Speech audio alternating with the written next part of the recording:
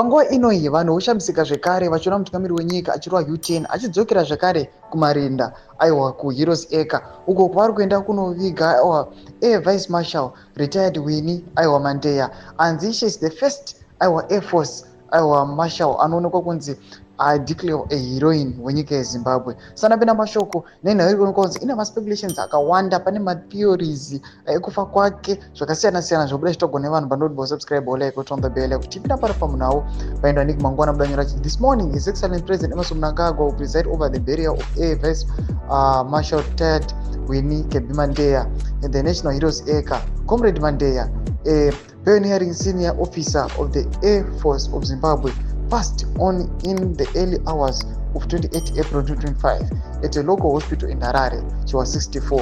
One was showing my pictures at the event. I had the burial yake.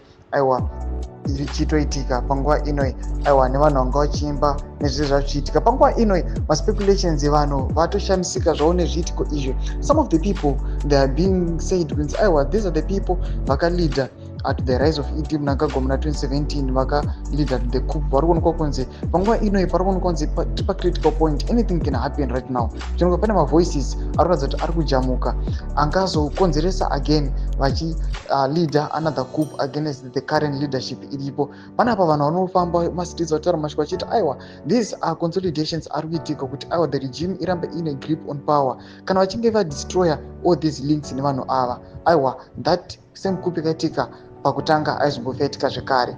Ngoti mafungiro enyu muri kudi pamusoro pechiitiko ichi, ndina comment section medu mafungiro enyu. Subscribe or like, turn on the bell icon.